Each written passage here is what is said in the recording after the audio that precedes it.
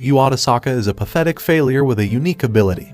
He can possess anyone's body but with two conditions. First, he can only do it for 5 seconds, and second, he needs to look at his victims before controlling their bodies. His life, however, changes when he meets an e-girl who shows him a new magical world and helps him become an overpowered S-ranked ability user. As always, Yuu starts his day by skirt chasing around the town. For Yuu, this is the norm, as he is the unseen diddler that goes around possessing others' bodies for 5 seconds. During this time, Yuu would either uncover a girl's chamber of secrets or pick fights with those he did not like. However, this was not his greatest accomplishment, as he would truly use his powers for cheating in exams. Whenever there was a test, he would possess a nerd for 5 seconds, and upon returning back to his body, he would quickly copy those answers in his own exam sheet. This is how Yuu made his way to the top of his middle school. However, that was not the end goal, as what Yuu really wanted was to weasel his way into one of Japan's top 10 schools. But since Yuu could only possess the people he had seen, he found himself in a pickle when he realized he would not know who to possess in the entrance exam hall. Yet, being the embodiment of Lucifer himself, Yuu quickly devised a clever solution. The first phase of his plan involved altering his appearance and attending crammed schools to blend in. Building on this, the second phase required him to compile a list of the top students applying to his preferred school, ensuring he had the perfect candidates lined up for possession when the time came. Days later, at the entrance ceremony, Yuu finds himself seated among the selected students for Hinamori Private High School.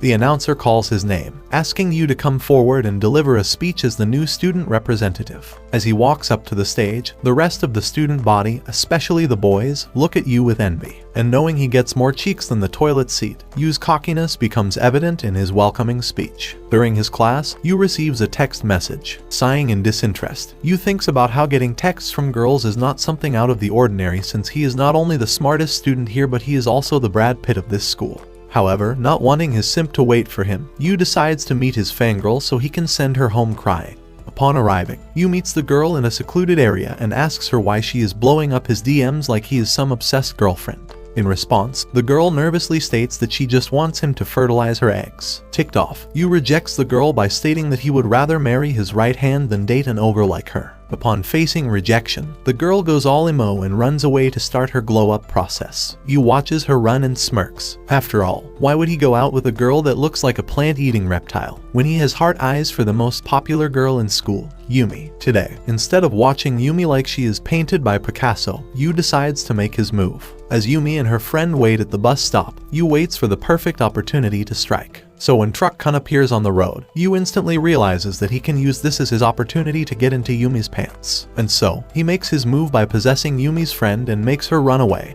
and then possesses the truck driver and steers the truck in Yumi's direction. Of course, right when the truck is about to hit her, Yuu returns to his body and throws Yumi on the ground, making it look like he just saved her from a major accident. As Yumi finds herself in a daze, Yuu asks her if she is okay. Yumi's friend returns to the scene shortly and snaps her back to reality by mentioning to her how Yuu just saved her from becoming a vegetable. Yuu then interjects by helping Yumi up and takes her to the nurse's office to get bandaged. When they step out, Yumi shyly tells Yuu that she wants to thank him for saving her from becoming a vending machine in another world. However, having done his diploma in Rizology, Yuu pretends to turn Yumi down by telling her how he does not want to impose himself on her. Yumi, oblivious to Yuu's deceit, insists on repaying his kindness, and eventually, Yuu agrees to going to a cafe with the school's baddie. At the pancake place, Yuu prepares to dig into the food like he is on the mission of starring in My 600 Pounds Life. However, Yumi quickly stops Yuu and shows him the cultured way of eating pancakes. Despite hating Yumi's way, Yuu praises her for being so creative with food, as he knows the best way to a girl's treasure trove is by just agreeing with her. As they're about to part ways, Yumi asks if he can meet her daily after school. Yuu agrees, thinking he has Yumi wrapped around his little finger. The following day, Yumi, being colorblind and oblivious to how much of a red flag Yuu is, texts him so they can walk home together. As Yuu receives the text, he starts laughing like a madman until he realizes that everyone can still see him.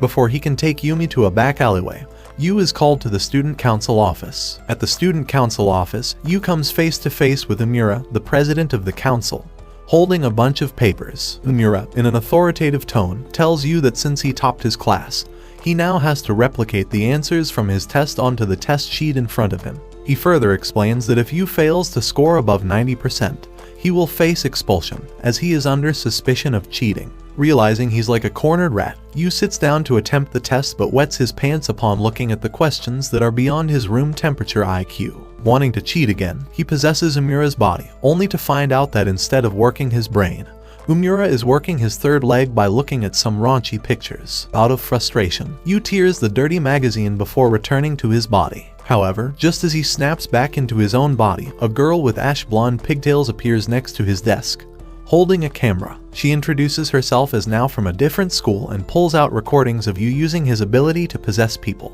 Now caught by this newcomer, Yuu bolts from the office Naruto style but quickly realizes he's being chased by someone super fast. When Yuu stops to catch his breath, he's lifted into the air and dragged across a lake like a frog.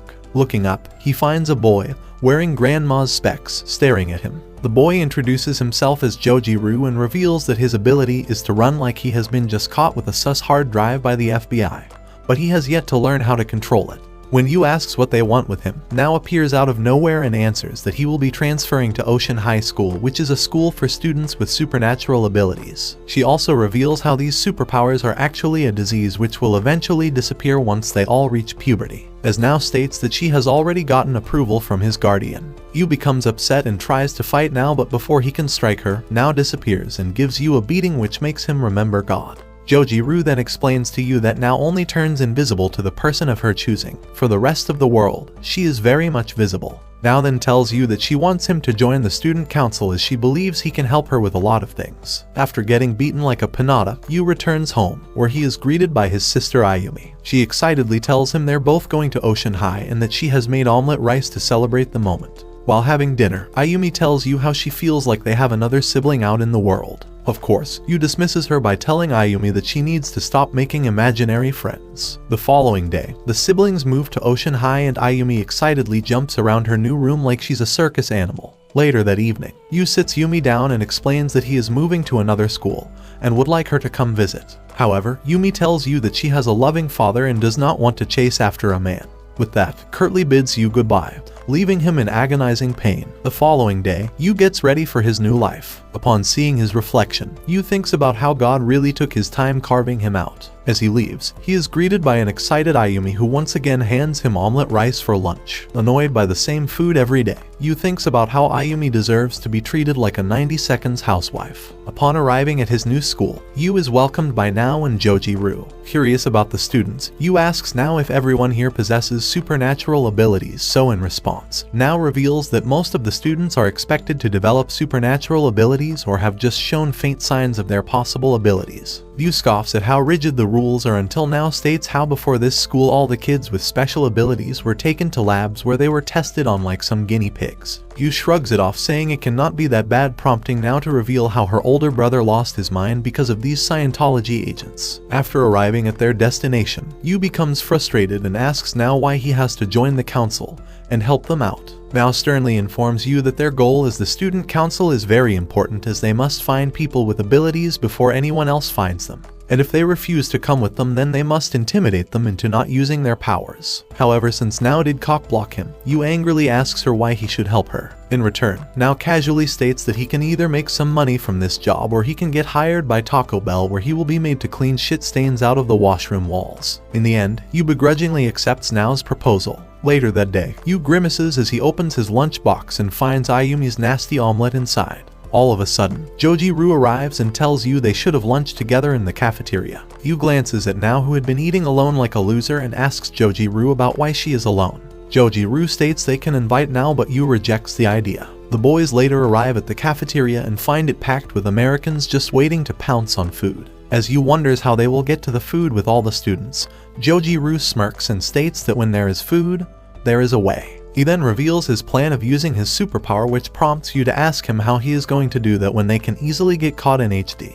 Jojiru tells Yuu that he is worried about the wrong thing because once he activates his power, he will not be able to see which sandwich he can get his hands on. With that, Jojiru runs towards the sandwich stall with ejaculating speed and grabs a handful of sandwiches. The sandwich lady sighs as she sees a widespread destruction caused by Jojiru. Later on, Yuu asks Jojiru why Nao eats alone. Jojiru proves he is a certified smartass when he speculates that everyone probably stays away from Nao because A, she is the student council president, and B, since she is visible to everyone but the person she chooses not to show herself, they find her no less than Rhea Ripley when they see her beat people in hallways. Nao then walks up to the boys and states that their collaborator is coming. Yu expresses confusion, but Jojiru just tells him to head to the student council room. As Yu does so, he is greeted by a man that looks like a human version of a wet sock. Instead of interacting with Yu and the two NPCs, the man points at the map and states that their next target has psychic photography. Shocked by the collaborators' autistic behavior, Yu asks them what the heck that was. Jojiru casually replies by stating that the collaborator has the power of identifying other ability users. Excited for the new adventure, now states that they will skip school and find their target.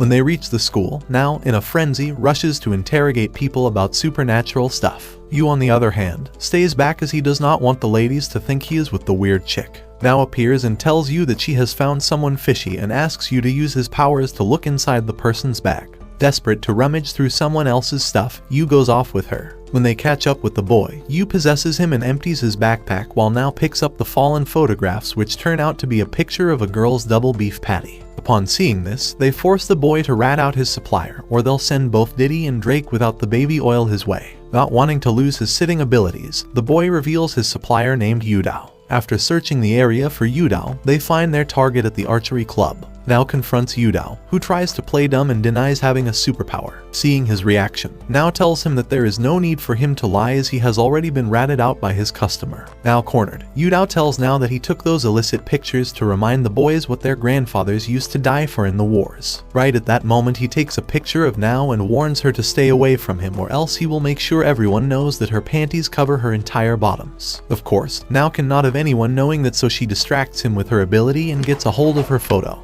With her secret and dignity saved, Now tells Yudu that if he does not stop using his abilities, then she will send his entire hard drive to the FBI. This upsets Yudu so much that he directs an arrow at Now, but before he can hurt her, Jojiru rescues Now in time. Once the threat is dealt with, Now tells Yudu that if he does not stop abusing his powers, he will be taken to the Epstein Island where Stephen Hawking would both diddle and dissect him. Now scared, Yudu relents and promises to never use his superpowers. Since Yu had been curious about Nao's elder brother, Now decides to take him to meet her brother. They take the express train since they never went to Hustle University and do not have a Bugatti. During the train ride, Now pigs out and gives the passengers and Yu an unasked mukbang. After eating to her heart's desire, Now reveals that his brother developed powers right when she got into a prestigious middle school. In her excitement, she tells her older brother how she is going to be the breadwinner of the family while he is just a broke rock star. In response, Kazuki just laughs and tells Now that his future does look as dark as Uranus. He then asks Now if she vibes with his favorite band Jean, but she tells him that she only likes nightcores. Unfortunately, Now never got to go to her fancy school as her mother begged her and Kazuki to enroll in a boarding school.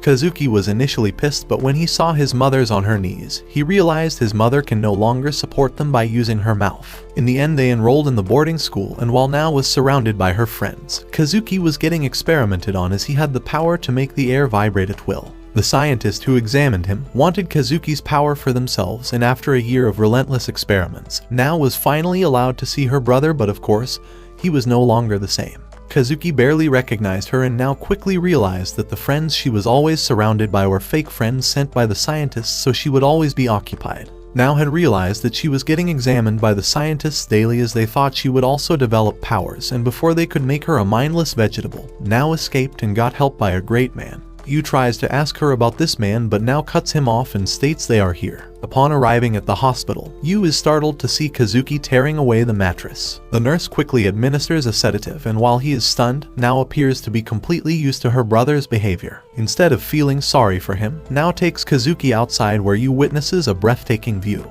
Now then reveals that it was the great man who made sure Kazuki would be at peace till his last breath. After coming home, Yu is greeted by Ayumi, who makes vegetable soup for them. Upon taking a sip, Yu instantly shivers and asks Ayumi if she added Belle Delphine's bathwater in their food again. Ayumi smiles and enthusiastically states that what does not kill you makes you strong. The next morning, Yu wakes up and realizes Ayumi has packed the same old stinky sweet omelet rice for him. He tells her that there is no need for her to pack his lunch any longer as his taste buds have rotted thanks to her disgusting food. However, still wanting to torture her brother, Ayumi insists that he take lunch just this one day. At the school, Jojiru informs Yu that they have a limited edition chicken for lunch today at the cafeteria. Yu, however, gets depressed as he tells his friend that if it is a limited edition curry then it will run out quickly. Jojiru then reminds Yu that he's faster than an African when it comes to getting chicken. True to his words, Jojiru bolts out of the class, giving Yu a panic attack. By the time he reaches the cafeteria, Yu finds Jojiru covered in his blood. He sighs and tells Joji-ru that he should go to the doctor, but the boy wipes away the blood and tells Yuu that he will honor the chicken who died for him. As the boys gush over their food, Joji-ru gets a call from Nao. He then informs Yuu that the collaborator is coming again today, and they have to rush to the student council office. At the council office, the collaborator named Takedo enters. Curious as to why Takedo is always wet like a pair of ladies' underwear, Yuu asks Joji-ru why the collaborator is always drenched. Joji-ru then reveals that Takedo's special ability can only be activated when he is soaking wet. This makes Yuu shudder as he realizes how Takedo's balls must always be cold. Moving forward, Takedo informs the gang that their next target has the power of channeling. Since Yuu's illiterate bum has never heard of the word, he asks what channeling means. Nao speaks up, revealing that their target can communicate with the dead. Yuu is instantly amazed by this power and asks the gang if he can use the target to communicate with Genghis Khan, as he always wanted to know how a fat man like him could impregnate dozens of women. Everyone ignores Yuu as Takedo states that this target contains two powers, one being channeling and the second one is pyrokinesis. Once Takedo takes his leave, both Yuu and Joji-ru are shocked to learn that there is someone with two abilities. Nao joins the lads and points at the map, stating that their target appears to be on the move. Without wasting more time, the trio heads to an alleyway where the target was last spotted. Upon arriving, Nao quickly speculates that something sus is going on. They come across two sets of footprints, which leads Nao to believe that an adult seems to be chasing after a girl. After coming to an open road, Nao interrogates a woman who reveals that he saw the famous idol, Yusa, being chased by a man. She thought it was a movie scene, so she decided to mind her business. While Nao and Yuu try to remember who Yusa is, Joji-ru loses his cool and states that Yusa is the famous idol, and the girl he marries right before his alarm goes off in the morning. This prompts Yuu to remember that Yusa is the idol Ayumi worships religiously. All of a sudden, Nao spots a suspicious man and orders her boys to chase after him. As they reach to apprehend the man, the bastard pushes Nao, causing her to fall. Yuu quickly possesses his body and Joji-ru takes care of the rest. Nao curses as she tells the man that if her already flattened butt gets more flat, she will sell his organs to pay for a Brazilian butt lift. Terrified of the girl who is twice as short as him, the man quickly reveals that he was ordered to tail Yusa. Once the man is taken away by an ambulance, Yuu and his colleagues are greeted by a boy who asks them if they are beating up people because they want Yusa's autograph. Nao tells him they are not as crazy as Taylor Swift fans and just want to ensure the idol's safety. At first, the boy refuses to tell them Yusa's location until Nao gives him a quick demonstration of her own powers. Surprised at first, the boy scoffs and tells Nao that his father is a better invisibility user. He then leads them to a club where the gang is greeted by another boy and the idol. Seeing the girl, Joji-ru begs Yusa to let him take just one picture of her big toe. The boys, who appear to be Yusa's companions, grow disgusted and ask Nao what they want from Misa. Now confused, Nao asks if Yusa's real name is Misa. The guys are unable to answer. Nao talks to Yusa, who sweetly reveals that lately she feels as if her body is controlled by another. This has led her to believe that she needs to sacrifice 100 virgins to remove whoever is controlling her body. Nao responds in the same tone and tells Yusa that a few centuries ago, women were roasted like marshmallows for saying such a thing. Nao then asks the Yusa's companions if Misa is one of the spirits which Yusa can summon. They then reveal that Misa is Yusa's older sister who died in a car accident. Suddenly, Misa overtakes Yusa's body and starts cussing like a drunken sailor. Yuu is surprised to see such a difference in Yusa's character, as before Misa possessed her body, Yusa appeared to be a sweet summer child. Misa, in her anger, burns everything done, which leads Nao to believe that Yusa has the power of channeling the dead while Misa can use pyrokinesis. Confirms this, and after butting heads with Nao just for shits and giggles, she reveals how Yusa is being tailed by a big shot producer because she accidentally got her hands on his mobile phone, which has a video of him stacking donuts on his Johnson. After learning this, Nao tells Misa that she can help her out of the situation. That night, Misa, posing as Yusa, calls the director and his men. While the producer harasses Yusa, Misa and Yusa's friends take out the director's men, and once the plan is set in motion, Misa unleashes a fire attack while Nao gives the producer an invisible beating. Scared for his life, the producer begs for forgiveness. Misa allows him to live another day with a condition of never crossing her again. Later on, Nao tells the two boys that she has to take Yusa to her school as the streets are not safe for her anymore. Upon hearing this, the boy named Shu tells Misa how he has always loved her, but now she is quite literally going to ghost him. Misa smiles and tells Shu to get a real woman and leave the past. After a tearful goodbye, Yuu returns home, exhausted out of his mind. The next day, Yuu's bad luck starts the moment Ayumi hands him a plate of food. Yuu dies a little and thinks about how he would rather see his grandparents bang than see Ayumi's food again. However, the people pleaser in him convinces him to slurp down the food. Ayumi quickly notices his grim face and tells Yu that he has the same look when their pastor diddled him. Yu assures Ayumi that he is quite alright and heads to school before he gets diarrhea. At school, Joji-Ru gushes about how they will have Yusa in their class. Yu also observes a group of boys talking about having the idol in their school. This leads him to sigh as he thinks about how having Yusa in their class will cause a huge commotion. As Yusa enters the class, the boys break out in loud cheers while Yu remains unfazed just so a lowlife can make a Patrick Bateman Sigma edit on him. However, even his exterior melts away when Yusa politely tells her classmates to simmer down as she intends to enjoy her school years with all of them. Yusa is then asked by the teacher to sit next to Nao, who coldly greets her, which leaves their classmates to talk shit about Nao. Later that day, Yusa finds herself surrounded by a bunch of her male classmates. Some tell Yusa about how they saved multiple orphans from getting burned, while another boy tells Yusa how it was actually him who landed on the moon instead of Neil Armstrong. A fight suddenly erupts between the boys as they all seek Yusa's attention. This prompts Yusa to sing a song from Cocomelon to calm the toddlers that she finds herself surrounded with. In the meantime, Joji-Ru fangirls from afar until Nao arrives and tells them that their collaborator is here. She then drags Yusa with them, much to everyone's disappointment. In the student council room, Yusa begins to tremble upon seeing Takedo, who states their next target has telekinesis. Wanting to be cool, Joji-Ru assures Yusa that Takedo is not the big bad wolf. She thinks he is, as he is more like a wet poodle. Once Takedo leaves, Nao states their target is a student of Kanai School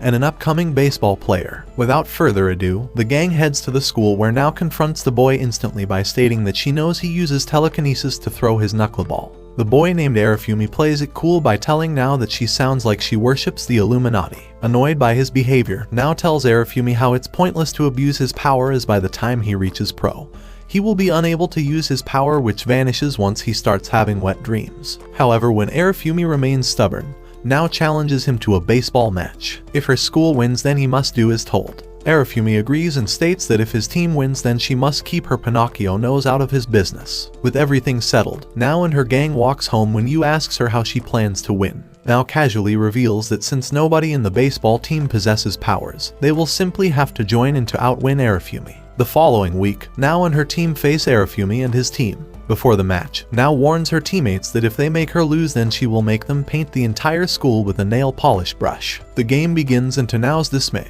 Arifumi and his team dominate the match until Nao has enough. She gathers the student council and states that they will start playing dirty from now on, and asks her circus monkeys to use their powers. The match takes an interesting turn, which ends up in Nao and her team emerging victorious. After the match, Yu finds himself enjoying his new school, while Arifumi agrees to play fair from here on out. The next day, Yu observes as Yusa continues to get flocks of sheep flocking around her. Ticked off, he wonders why everyone is acting like Yusa does not poop the same way as them. Joji-Ru, being the biggest fanboy of the idol, tells Yu that he bets Yusa leaves tulips in the toilet bowl. All of a sudden, Yu sees Nao being surrounded by a bunch of angry girls. They drag Nao outside, making Yu so curious that he decides to follow after them. Like a coward, Yu watches from a distance as the girls deliver a beating to Nao, who silently just accepts her fate. Once they leave, Yu realizes that the girls probably beat her up because she is always beating up others. He then comes to check up on Nao, who dusts off her clothes and bluntly tells Yu that if he was so worried,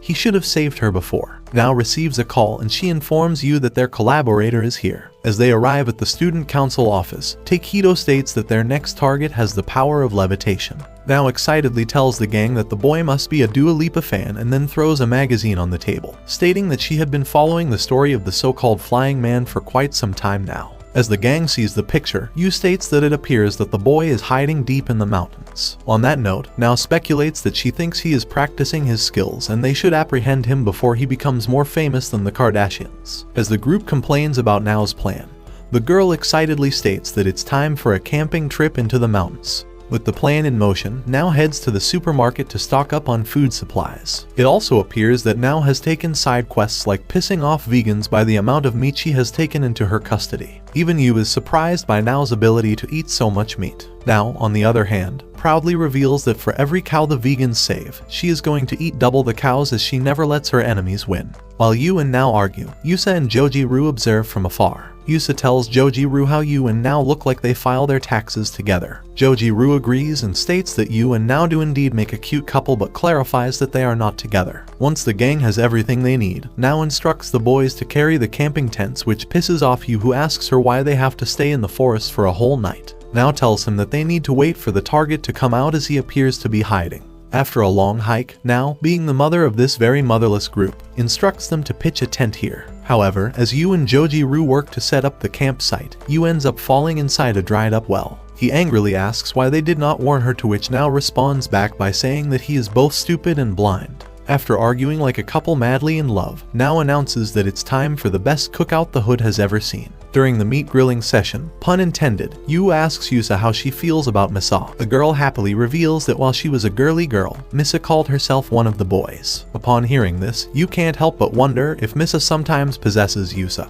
Would it technically count as a threesome if he took Yusa for a spin between the sheets? Later that night, Yuu notices Nao's absence from the campsite and goes to check on her. After venturing deeper in the woods, he finds Nao having a jam session, something which Nao does curiously. As Yuu approaches her, he asks Nao if she is listening to mumble rap, but Nao hands her headset, revealing a song from Jean. Since Yuu only jams to lowly moans, he tells Nao that he has never heard of such a band. Nao states that Jean was her brother's favorite band. This prompts Yuu to listen to the song. As he does so, he instantly finds himself teleported to a vast field. After taking out the headset, Yuu shares his experience, which makes Nao rather excited. She tells Yuu he is not like other boys as he managed to understand the depth of the song. Not wanting any die-hard Jean fan to question her love for the band, Nao tells Yuu how the lead singer of the band is blind, which is why the song was so soulful. She also tells Yuu that he can have the headset as she makes plenty by being one of the top whiffs of fat otaku boys. That night, Yuu plugs in the headset and dreams about a boy that he has seen multiple times before in his dreams. On day 2, the student council decides to have seafood. After eating, Nao shows Yusa to a crappy makeshift bath while telling the boys to go wash their filth in the river. This upsets Jijiro, who had been planning on gargling Yusa's bathwater. After crying a little, the boys head to the river, where Yuu realizes that Joji-Ru has a sleeper built. Seeing his friend's hot body, Yuu realizes he is no different than James Charles. He also tells Joji-Ru that he has a nice body. Joji-Ru looks at him all serious, which leads to Yuu telling him no homo. After washing up, the group sits together and Yuu states that he would like to return to the civilization where he has a sister to look after. Nao states that she cannot let him go, but to console him, she tells him that she is sure their target will appear tomorrow. To Yuu's surprise, the target does end up showing up on their campsite. He asks the group why they are out in the wilderness, to which Nao replies back, stating that they are all runaways and plan on staying here forever. The target, named Seidu, then tells Nao to just wait a couple more years and then throw her parents into nursing homes. However, Nao gets serious and asks the boy if he can fly around and drop shit bombs on his enemies' cars like a vengeful pigeon. Seidu tries to deny it at first, but when that trick doesn't work, he grabs Nao's camera and shoots for the sky. Seeing this, Yuu instantly possesses Seidu's body. However, when he finds himself far from the ground, he forces himself to channel Seidu's power. Luckily, Yuu manages to unlock Seidu's power and makes a less than impressive landing. While catching his breath, Joji-Ru tells Yuu that if he had fallen from the sky, then he would have had the fortune to park his car in the disabled spot. As Seidu lies on another side, Nao and the gang come to talk to him. Nao tells him to stop using his power if he doesn't want to be dissected like a frog. Seidu reluctantly agrees and Yuu finally gets to go home. Over dinner, Ayumi reveals to Yuu how a boy asked her out but she turned him down. While talking, Ayumi breaks in a fit of cough. Yuu sees this and tells her to sleep and relax. The next morning, Yuu checks in on Ayumi. As he sits beside her bed, she apologizes for not being able to make breakfast for them. Yuu, attempting to cheer her up, jokes that at least today Gordon Ramsay wouldn't be cursing her cooking from the other side of the world. He then tells Ayumi to skip school and rest for the day. Later, at school, Takedo marks a spot on the map and announces that their next target's power is collapse. However, instead of focusing on the looming threat, the four losers stare at Takedo, collectively realizing that Takedo has a second power of instantly making a girl wet. Shifting his attention back to the mark, Yuu declares that the target is located in their school's apartment complex. Nao then wonders who it could be, since only adolescents can wield superpowers and everyone is supposed to be in school. She speculates that the target might be a student who has called in sick. Hearing this, Yuu grows anxious. Nao notices Yuu's worried expression and questions him, but Yuu refuses to tell her, not wanting to trouble Ayumi while she's sick. As now continues to press him, Yuu reluctantly reveals that Ayumi was the one who called in sick from school. Upon hearing this, now states that it's not uncommon for siblings to develop abilities. Without wasting any more time, they decide to visit Ayumi. Yusa becomes excited about meeting Yuu's little sister, while Yuu grows nervous since Ayumi practically worships Yusa. Before heading to the apartment complex, Yusa suggests they bring something for Ayumi. Finding the idea thoughtful, Yuu proposes they get her some rice pudding. And so, the group heads to a convenience store, where now once again takes the opportunity to grab things for herself. As Yuu calculates the bill, he realizes that anyone who marries now will end up both bald and penniless. In the end, Yuu makes now pay for her items, emphasizing that he is a feminist who believes in gender equality. Upon arriving at the apartment, Yuu turns to Yusa and tells her that she can't just walk in, as Ayumi might faint from excitement. Reluctantly, Yusa puts on glasses and a mask to disguise herself. However, as they walk inside, they notice 3 other pairs of shoes by the entrance. Yuu opens the door to Ayumi's room and finds her surrounded by her classmates. The girls introduce themselves and explain that they came to keep Ayumi company. Once they leave, Ayumi immediately starts shipping Nao and Yuu together. She bombards them with embarrassing questions, asking if they have started dating, which is vehemently denied by both of them.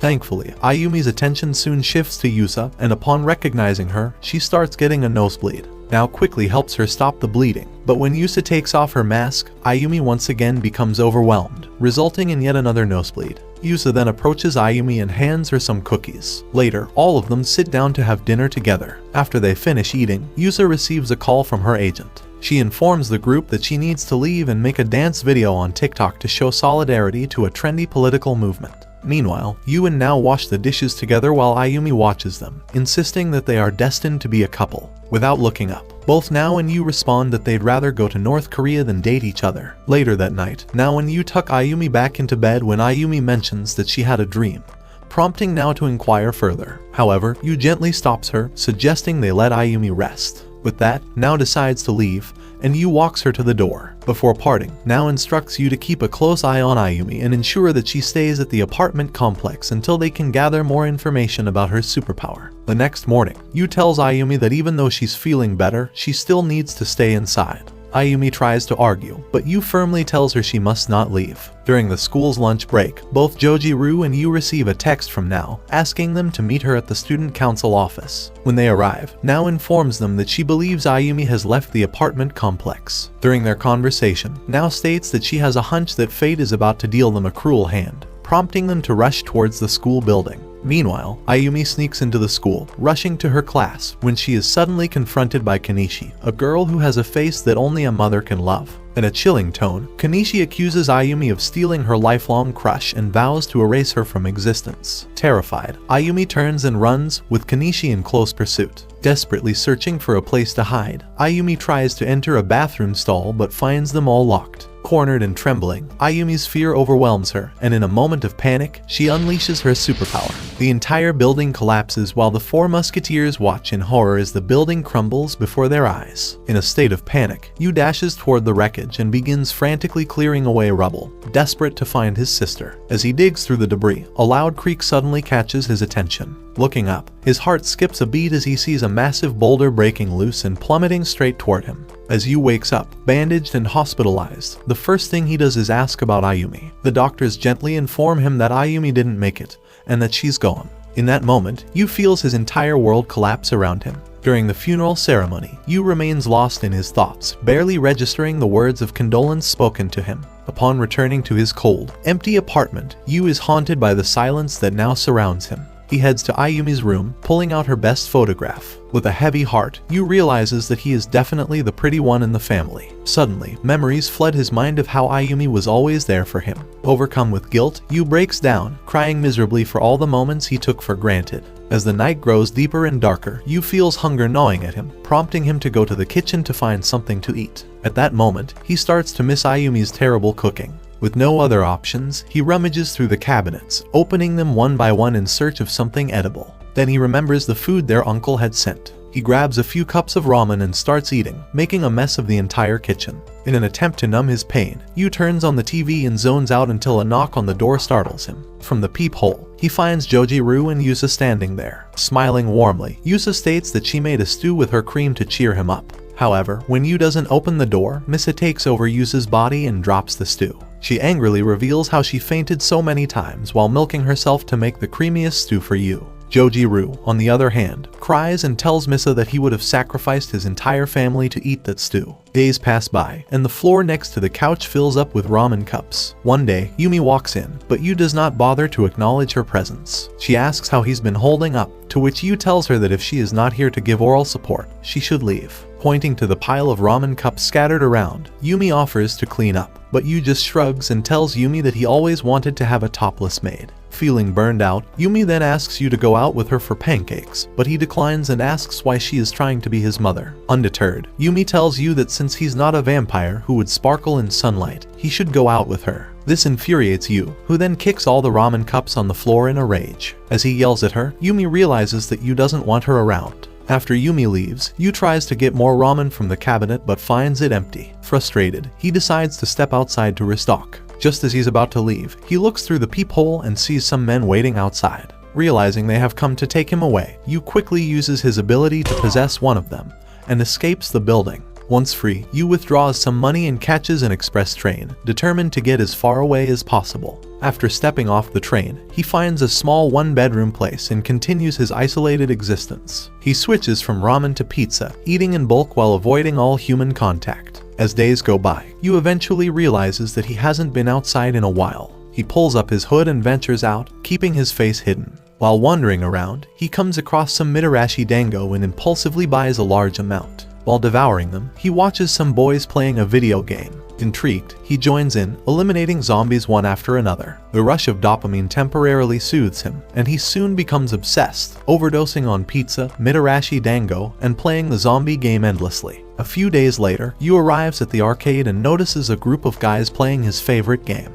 He waits patiently for them to finish, but when they don't, he calls them out, demanding a turn. They turn around and glare at him, treating him like he's beneath them. Without warning, the hoodlums drag him out of the arcade and prepare to beat him up. However, Yuu swiftly possesses them one by one and uses his powers to make them hurt each other. Once they are all on the ground, he approaches one of the guys and stabs his leg with the sticks from Mitarashi dango. He then warns the guy to stay out of his way or he will send him to hell, where he will have to explain to the Romans what Hakutua means. The next day, Yuu is cornered by another gang that attempts to overpower him. The gang leader, Hasoyamada, asks if Yuu was the one who single-handedly took down the Gondus gang. Proud of his achievement, Yuu smirks, prompting Hasoyamada to threaten that after tonight, Yuu won't forget his name. Yuu scoffs and tells the guy that no girl would ever date him because of his unknownable name. When the gang members try to launch a sneak attack, Yuu possesses them one by one, making them hit each other. In the chaos, he possesses one guy who ends up stabbing Hasoyamada in the leg. Now appearing next to Hasoyamada, Yuu brings the dango stick dangerously close to his eye and asks if he would like to transform into a pirate with one eye.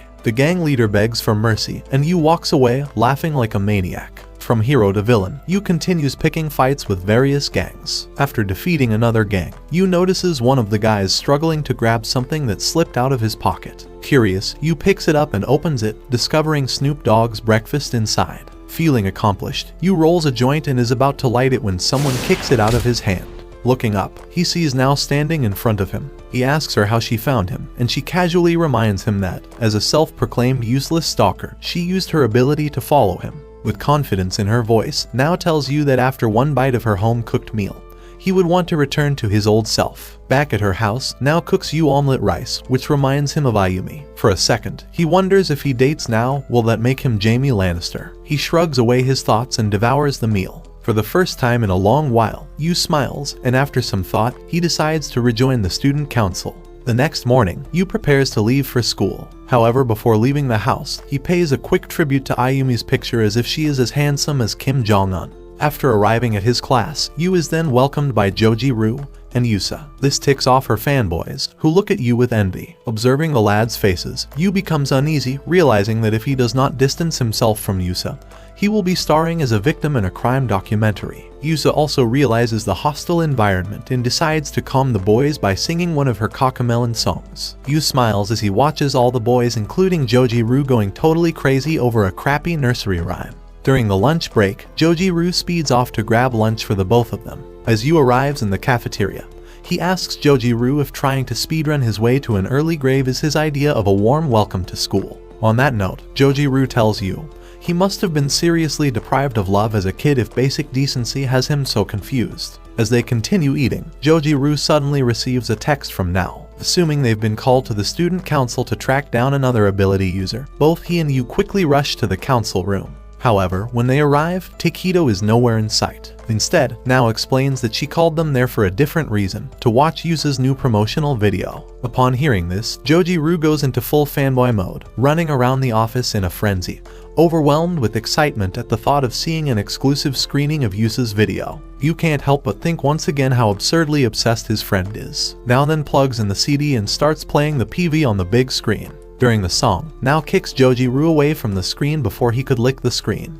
When the song finally ends, Joji-Ru is practically drooling over the screen in awe. Meanwhile, for the first time ever, Nao offers a compliment on Yusa's performance, albeit in her typical blunt manner. She gives Yusa 10 points for vocals, 20 for the song, 20 for the wardrobe, but then subtracts 50 points for making her cringe, leaving Yusa with a grand total of 29 points. The rest of the afternoon is spent watching Yusa's PV on repeat, so Joji-Ru can look at the idol's armpits until he is sure that his brain would flash Yusa's armpits while he is dying. Fed up with the endless replays of the promotional video, Yuu turns to Nao and asks when Takedo will arrive. Nao casually informs him that Takedo won't be coming at all. Annoyed, Yuu demands to know why she called them there in the first place. In response, Nao pulls out 2 tickets to a Jin concert, revealing that she only has 2 and they need to decide who will go. Yusa, confused, asks what Jin is. Joji-Ru eagerly jumps in to answer, calling it a rock band, but Nao quickly yells at him, correcting that it's actually a post-rock band. Uninterested, Joji-Ru says he'd rather fill his ears with cement than listen to that kind of music. Yusa also declines, joking that if she wanted something that boring, she would have dated Nao's rich father. With everyone else passing on the tickets, Nao finally looks at Yuu.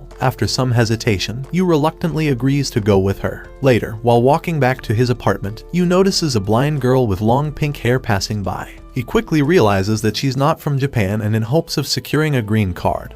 He stops to talk to her when he is suddenly reminded of the vast field he envisioned when he first listened to Jin's music. Sensing his presence, the girl approaches and, in awkward Japanese, asks if he can take her to get modayaki. Yuu corrects her, explaining that it's called chicken noodle soup with a soda on the side, and then agrees to accompany her. At the restaurant, Yuu orders the noodles, and a wave of nostalgia hits him as he starts to miss Ayumi. When the waiter asks if they'd like to grill the food themselves, Yuu informs him that the girl is blind, so it would be best if the waiter does it for them. The waiter instantly recognizes Sarah, who then introduces herself as the lead vocalist of Jin.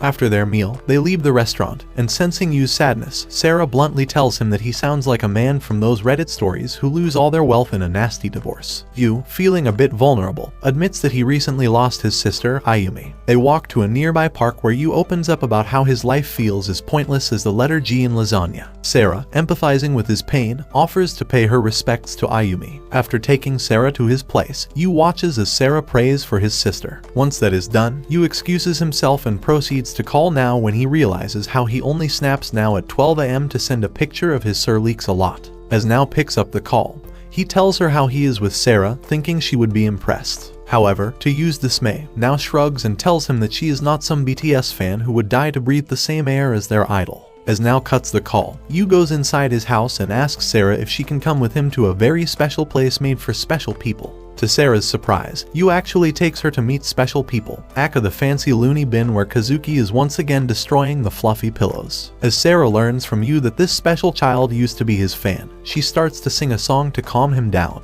Once Sarah is done singing, Kazuki becomes more stable than he was. After parting ways with the singer, Yuu gets a call from Nao who reveals that his brother seemed to recognize her, which was not the case before. She thanks Yuu, promising to meet him at the concert tomorrow. On the day of the concert, Yuu, wanting to impress Nao, tries on several outfits so he is dripping like a bad faucet. After a lot of effort, Yuu stares at his reflection and reminds himself that he has massive nuts, and that should be enough to impress Nao. Upon arriving, Yuu spots Nao and tells her that if they were in the 1800 seconds, he would have accused her of being a witch as she has completely blown him out of his mind with her beauty. Nao ignores all of that crap as she is into Arab boys with camels and oil reservoirs. Yuu licks his wounds by asking Nao why they are at the venue early. Nao then reveals that she wants to have some of the Jin merch, which prompts Yuu to tease her about how he never pegged her for a fangirl. Nao gives Yuu a bombastic side eye which shuts him up. On the way, Yuu wonders how he and Nao got so close because in the start, there was a lot of animosity between them. Just as the question pops up in his head, Yuu looks up at a Jean banner and realizes that the band brought them together. Once the concert starts, Sarah takes over the stage like a proper rock star. Yuu and now also find themselves vibing until Yuu's head starts to pulsate.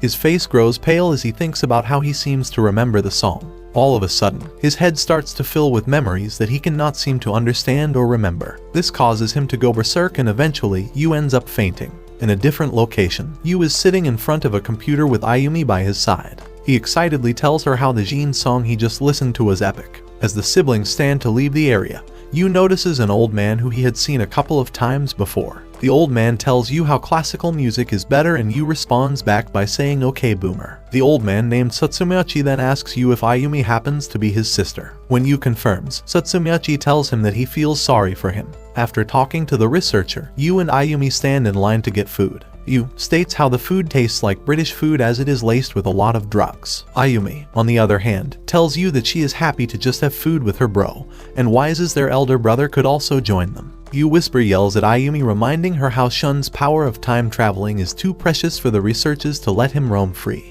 While eating the food, Yuu thinks about how the researchers think he only has the power of possessing bodies, and if they were to learn about his true power, then they would lock him up like Shun. All of a sudden, Takedo sits behind Yuu's table and informs him that he managed to find someone with telepathic abilities, but he is already under the researcher's custody. Now, in order to save this person, Takedo tells Yuu to possess a boy on his right who has the power of pulverization. As Yuu does as told, Takedo then hands him a paper which contains the location of the person with telepathic powers. Before parting ways, Takedo tells Yuu they are all counting on him. Later, as both Yuu and Ayumi go under scans, Yuu thinks about how the plan to rescue his brother Shun is in motion. That day, Ayumi tells Yuu that she has been summoned by the researchers for a special round of tests. This rattles Yuu's entire existence as he begs the guards to not take away Ayumi, who wields no special powers. Of course, since Yuu is not a rich man's son, the guards tase and lock him up. Yuu later awakens and finds the entire ground shaking and wonders whose mom decided to go for a walk. The alarms start to blare, which scares Yuu. In the end, he is unable to break down the door since he is not FBI. All of a sudden, the good researcher opens Yuu's cell door. Upon seeing Satsumiyachi covered in injuries and blood, Yuu asks him if he talked to a girl on her periods. Satsumiyachi then reveals how the researchers forcibly drew Ayumi's power, which caused a massive destruction as Ayumi contains the power of collapse. Scared for his baby sis, Yuu asks Satsumiyachi if they will lock Ayumi up like Shun, but the doctor states that Ayumi is too dangerous, so the evil researchers plan on dissecting her and serving her to the Chinese. As Yuu becomes lost, the good researcher tells him to use his ultimate power, plunder. Yuu asks him how he knows this, but Satsumiyachi says, really dude, your sister is about to get hacked in a million pieces. Yuu snaps back to reality and hurries to find the boy who has telepathy. Once he locates him, Yuu possesses his body and then unleashes his second ability, plunder, which allows him to steal and use another user's power. Now with the ability of telepathy, Yuu manages to communicate with Shun, who is locked in a cell. Shun learns everything about Ayumi, but since he can only activate his power of time leaping with his eyes,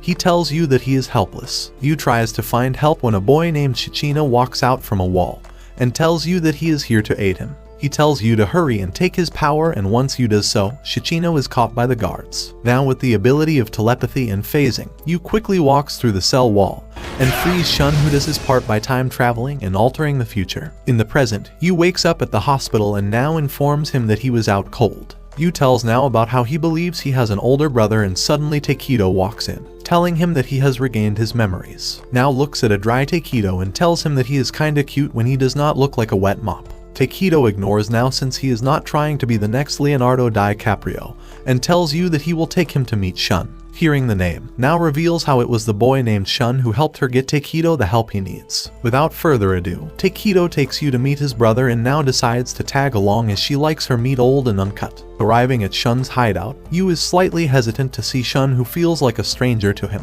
Understanding Yuu's dilemma, Shun tells him that he is ready to tell him the full story. Shun begins by revealing that in order to avoid ending up in the laboratory, he time traveled into the past. He explains that he woke up in his younger body but with the knowledge of everything that would happen in the next 3 years. Knowing the importance of Takedo in the future, Shun tackles him down and prepares to give Takedo a brotherly gobble gobble. Takedo tries to get him off as Shun states no homo and reveals how they used to be best friends. At first, Takedo thinks Shun is just trying to get into his pants, but he ends up trusting him eventually. Since Takedo has the power to suss out other ability users, he takes young Shun to a hideout where he had already formed a group of kids with abilities. Arriving at the place, Shun jokes about how they have already forged a dead poet society of their own. However, the three kids look at Shun as if he has 3 nipples. To win their trust, Shun points at Shichino and says that if he was a weird stranger, he would not know that he possesses the power of phasing through objects. Moving on, he tells the ugly girl, Medoki, that she has the power of hypnotism, and while she can make others fall asleep, she also becomes sleepy in return.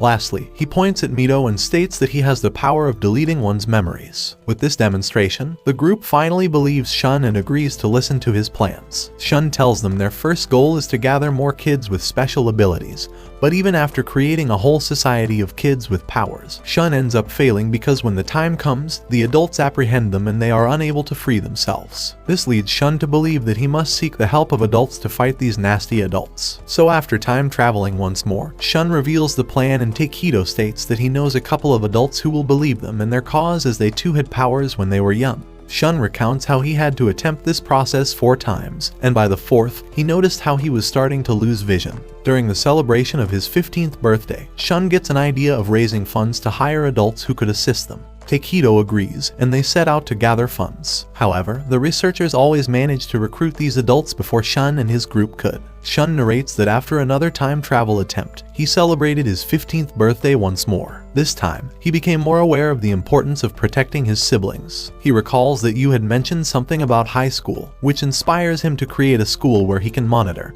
and protect kids with special abilities from being experimented on by the researchers. He calls Takedo and shares his goal to safeguard these children until they reach puberty, at which point their powers would naturally disappear. Shun also states that this will be their last attempt before he goes completely blind. After waking up from his last jump, Shun realized his eyesight had completely deteriorated.